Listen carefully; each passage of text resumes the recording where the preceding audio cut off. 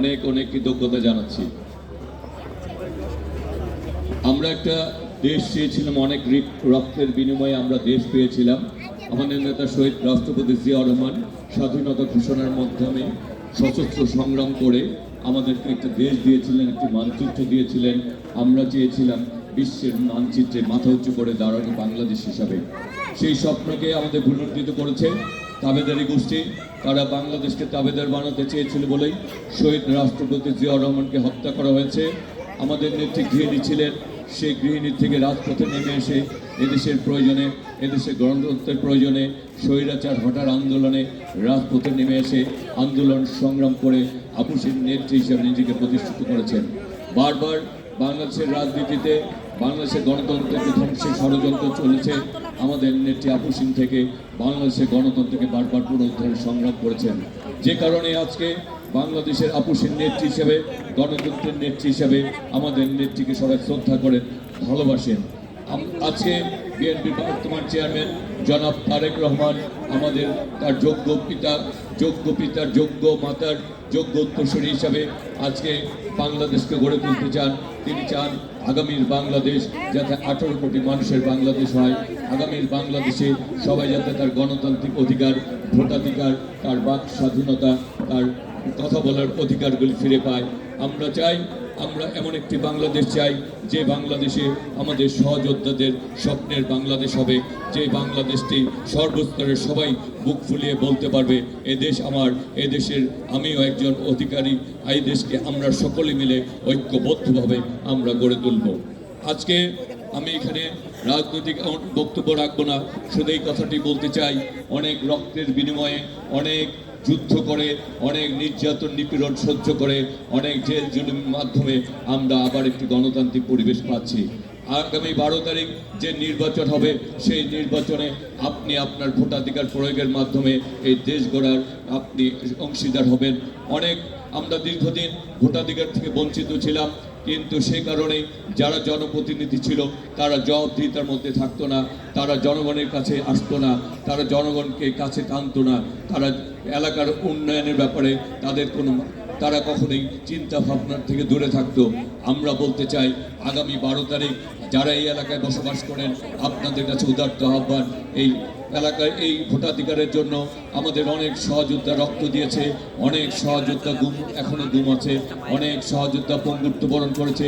July August গণ অভ্যুত্থানে ছাত্র জনতা রক্ত দিয়েছে। আমাদের শহীদ শরীফ ওসমান হাদি তা আত্মত্যাগ করেছে।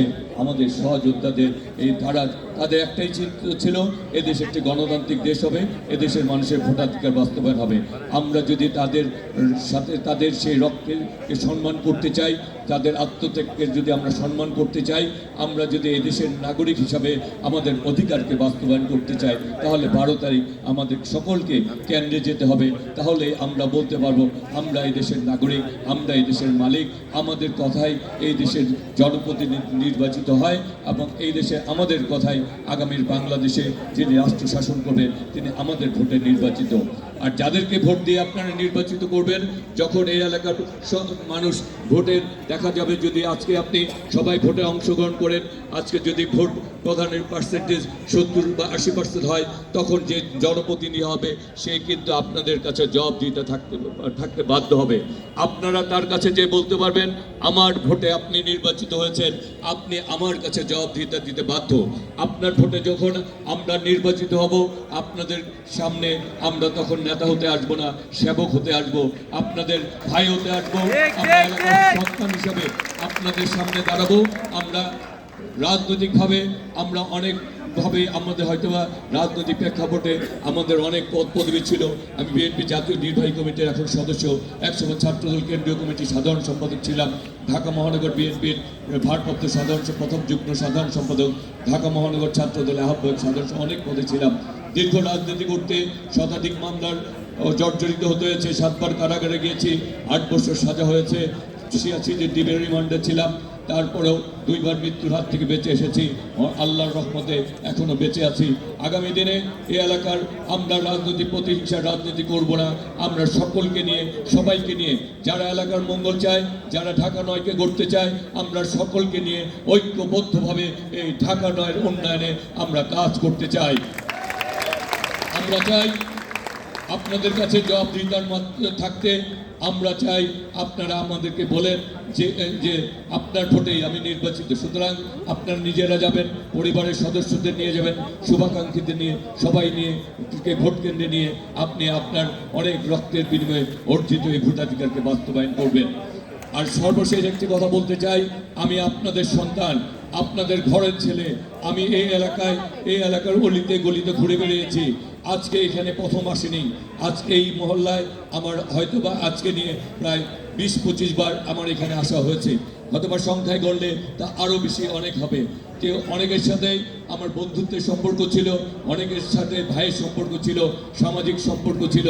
এই কমিটি সেন্টারে অনেক দাওয়াত খেতে এসেছি, তার আপনাদের সাথে একটি বন্ধনে, একটি আত্মীয়তার বন্ধনে বলেন, বন্ধুত্বের বন্ধনে বলেন, আপনাদের সাথে একটি নিবিড় বন্ধনে আমি আবদ্ধ হয়েছি।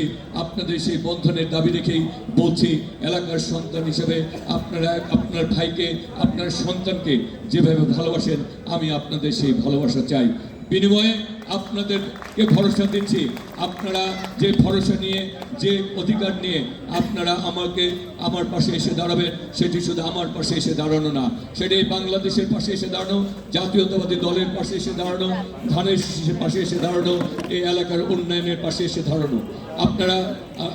আপনারা যাদেরকে ভরসা দিবেন তাদেরকে বলবেন, হাবিব আমাদের ছেলে, হাবিব ঘরের ছেলে, তাকে সাথে দেখা করতে কোনো রাজনৈতিক মাধ্যম দরকার হবে না।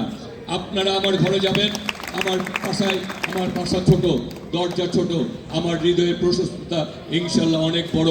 আপনারা যখন ডাক দিবেন, আমি আমার ঘরের এক মাথা থেকে আরেক মাথা পর্যন্ত শোনা যায়। আপনারা যখন বলবেন হাবিব আমরা এসেছি, আমি আপনাদের সামনে এসে হাজির হয়ে যাব। সুতরাং আপনাদের ঘরের ছেলে হিসাবে বলতে চাই, আমার সাথে এলাকার স্বার্থে, এলাকার মানুষের স্বার্থে আমাকে আপনারা কোনো রাজনৈতিক মাধ্যমের মধ্যে যাবেন না। নিজেরাই এলাকার অধিকারী হিসাবে, আপনাদের সন্তান হিসাবে আপনারা সেই অধিকারটুকু আপনারা খাটাবেন, সেই বিনীত অনুরোধ আপনাদের কাছে রাখতে চাই। আর আগামী দিনে আমরা এমন এক বাংলাদেশ চাই, যে বাংলাদেশে মানুষ একটি তাবেদার মুক্ত বাংলাদেশ হবে, যে বাংলাদেশ গণতান্ত্রিক হবে, যে বাংলাদেশ সম্প্রীতির বাংলাদেশ হবে, সাম্প্রদায়িকতার ঊর্ধ্বে থাকবে। আমরা যে বাংলাদেশে সকলে নিরাপদ থাকতে পারবে, যে বাংলাদেশে আমরা সকলে মিলে আমাদের অধিকার নিয়ে বাঁচতে পারবো, সেই বাংলাদেশকে আমাদের তারেক রহমান করতে চান। আমরা আগামী দিনে সবাইকে নিয়ে সেই বাংলাদেশ গড়ার প্রত্যয় জানিয়ে এবং আপনাদের সবাইকে নিয়ে এগিয়ে যেতে চাই। সেই কারণে আমরা বলি, আমার আগে আমরা, আমাদের আগে দেশ, ক্ষমতার আগে জনতা, সবার আগে গর্ব কাজ গর্ব দেশ, সবার আগে গর্ব কাজ গর্ব দেশ, সবার আগে ভোট দিলে ধানের শীষে দেশ গর্ব। সবাই ভালো থাকুন, সুস্থ থাকুন, ইনশাল্লাহ আবার